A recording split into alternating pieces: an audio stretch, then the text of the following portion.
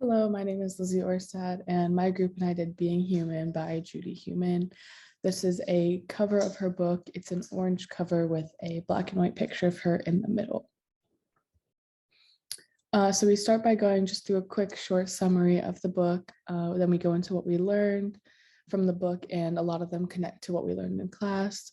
We go into our critiques and finish with our personal reflections of the book. So Being Human is an unrepentant memoir written by Judy Heumann. It engages in many aspects of disability, such as disability in education, as both for her as a child and an adult, disability rights at the federal level, specifically with Section 504, the importance of activism and the challenges they face. Judy Heumann is an insider. She's a wheelchair user due to polio as a child. She is a white cis woman, and she's also Jewish. She's a disability rights activist who writes through her perspective while battling ableism. And this is a picture of her during their Section 504 protests and sit-ins. Hi, I'm Teresa. Judy was able to address and combat a wide variety of ableist structures throughout her activism and lived experience. Ableist language, ableist architecture, structural ableism, interpersonal ableism, and internalized ableisms are examples of structures she and her community worked hard to dismantle. And her ability to dismantle her internalized ableism led for the productivity in combating the other structures.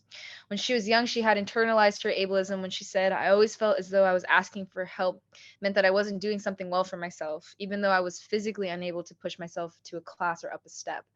Um, it was through the disabled community at Crib Camp and other marginalized communities that she grew interdependence with these groups, and their relationship created community for her to discover self-love and deconstruct her internalized ableism. Judy states that we need to accept our humanity and design a world around it. Use universal design. We can design our cities and our society in a way that fosters belonging and community. Belonging and community go hand in hand in Judy's mission, and she uses these aspects throughout her activism against these ableist structures.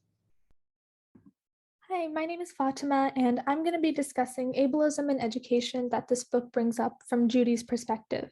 So, for example, even from kindergarten, Judy was not allowed to attend school because they considered her wheelchair to be a fire hazard. So, she instead had a private tutor, but only had about 2.5 hours of instruction per week. Later on in general education, Judy and other disabled students were not even expected to learn since the school taught them a different and abridged curriculum and they were in school for less time. Even in high school and college, she was still unable to participate in events, such as not being able to get on stage to receive an award because there was no ramp to get on the stage.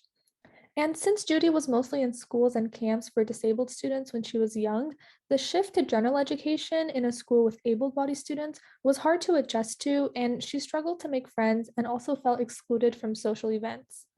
Even when Judy tried to get her own teaching license, the Board of Education did not let her pass the medical exam because they considered her to be a danger to children since she was unable to walk. The exam was conducted unfairly and didn't take into consideration her ability to actually teach to students. All these examples show how the education system at the time consisted of ableist structures designed to give disabled students a lesser education and experience in school. And on the right side of the screen, there is a black and white photo of Judy Heumann as a child standing with her mother. Hi, this is Felix. So today I'm gonna talk about interdependence and cross collaborations. So a good example of interdependence in this book would be the crab camp. So in this camp, there are a bunch of like disabled kids, and they basically help each other out. And in this camp, people become empowered and break out of their shell, and they was able to understand they're not a burden, and they envision the future with values of collective access and interdependence. And basically those people help each others and give each other hopes and trusted themselves that they will have a value. And another thing I'm going to talk about is the cross collaborations. So a good example would be the Black Panthers Party. So there was a protest about signing the Section 504, and there are like disabled people occupied a government building for 25 days in San Francisco. And uh, well, the government cut off the electricity and food supplies, and so the Black Panther broke into the locked building and brought food and drinks for those protesters. and the protest won't be successful without the Black Panthers helping them. So that's a sense of cross collaboration. Hi, I'm Julie. I'm doing the history of disability rights movement. And first, we're going to talk about Section 504. Section 504 was a hidden section of the Rehabilitation Act that provide equal access at any program or institution funded by the federal government. It was important because ableism was perpetuated through the idea that because disability is a medical issue, differential treatment of disabled people was excusable or ethical. And Section 504 acknowledged that this was actually discrimination. And Heumann was involved in Section 504 by mostly trying to get it passed through the San Francisco Federal Building sit-in, which lasted from April 5th to the 17th of 1977. Then she went on to protest in Washington, D.C. as the San Francisco sit-in continued. And then finally on the 28th, Section 504 was signed in the Rehabilitation Act of 1973. And the next thing is the ADA. The ADA is the American with Disabilities Act, and it's an expansive civil rights law that prohibits discrimination against people with disabilities. So the ADA was first drafted as a civil rights policy by Justin Dart. The first version of the ADA did not pass, but the second version did, and a famous protest to get the ADA signed when it was stuck in the House of Representatives for 6 months was the Capitol Crawl, which is pictured to the right. And it's a black and white photo of disabled protesters crawling up the Capitol steps without any aid because the Capitol was inaccessible. And then we have the United Nations Convention on the Rights of People with Disabilities, or the UNCRPD. And it is an international human rights treaty, and countries that ratify it are required to protect disabled people by promoting and ensuring equality for them. Heumann was involved because she was a special advisor on international disability rights, and she tried to get the Senate to ratify the UNCRPD. And their efforts taught people in the State Department that disabled people are competent and capable of making a contribution, and also made the State Department more inclusive of disabled people. But in the end, the Senate did not approve the treaty. Hi, this is Toby. Moving into our critical engagement, I really wanted to touch on intersectionality. Heumann didn't really reinforce any aspects of ableism in this, but it is important to remember that this is a firsthand narrative. So there's only a limited view on disability in education that Judy provides, and that's from her own experience. And she does have some dominant and targeted social identities that gave her a lot of privilege as well as discriminations. So her experience is not the same as all disabled individuals or as all wheelchair users or all women. So her experience in her book doesn't really have an intersectional lens since it's only focused on her main identities. It's kind of important to note too that disability rights activism and disability studies has been heavily dominated by physically disabled cis white individuals. So it's not taking into account diversity in disability, gender, race, sexuality.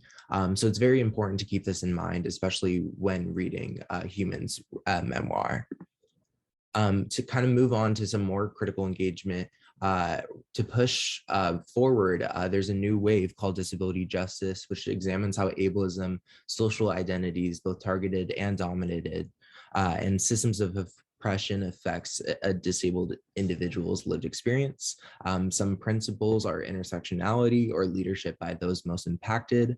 On the right side of the screen is a black and white image of disability justice. There's a diverse folks of individuals holding their fist up with some of the principles around the screen. Moving into our group's reflections, Lizzie thought this book gave insight on the lived experiences of a disabled individual through the eyes of a disabled individual.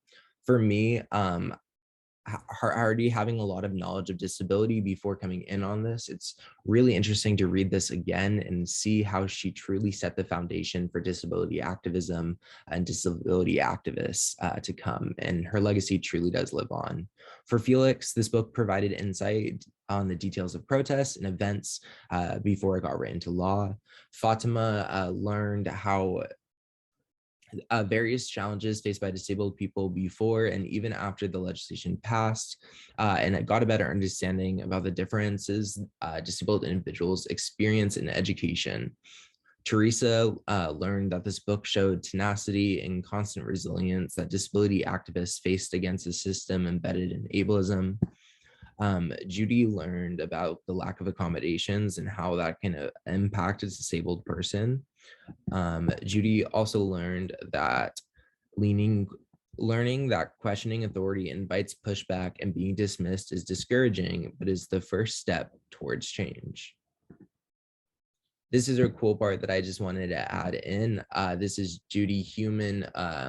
For an image description, it's Judy Heumann and her niece wearing a Disabilities Diversity t-shirt and an F Stairs t-shirt.